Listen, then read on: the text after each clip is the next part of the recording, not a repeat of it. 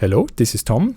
Welcome to another Transport Fever developer video blog. Today I would like to show you the town simulation of Transport Fever with this footage from a very early beta version of the game. Let me point out that there are still a lot of placeholders, missing assets, and also a very unoptimized traffic simulation.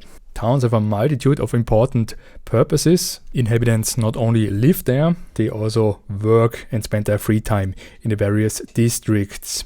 Town and city buildings are also consumers for a number of manufactured end products. Consequential to the various purposes of the towns, they are divided into different districts. In that case, we can see a typical residential area in a quite modern city. A lot of green trees, balconies, gardens, and a multitude of different smaller houses and bigger living quarters. In contrast, an industrial area, tarmac, concrete, and gravel. We can see a lot of different construction forms and also very typical assets. The industrial area provides jobs and also consumes a part of the manufactured end products. The commercial district consists of bars, cafes, and shops where people can spend their free time and go for shopping. And like the industrial area, also the commercial area is a consumer of end products. While time is passing by in the game, towns get more modern and substantially change their look. Each different time period has a multitude of very typical from each type of district. Here we can see a town from the early or late 19th century. Very typical roof constructions. A lot of stone is used as a building material, and we can see a lot of elements made out of wood, like the roofing shingles, doors, and window shutters.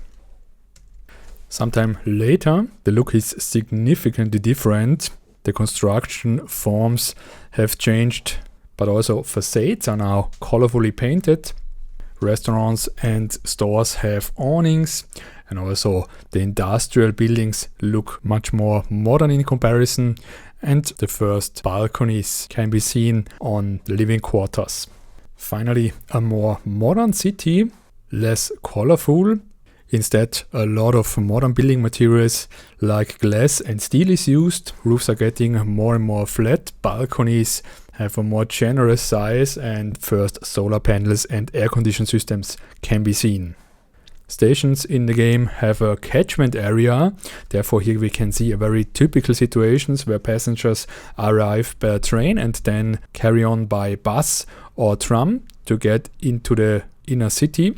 The same applies to cargo. Here, trucks are the last link for transportation into the cities. Cities will not only grow horizontal, but also vertical. Skyscrapers will appear in high-value areas, but also thanks to the various parcel sizes, also small gaps will be filled with various buildings.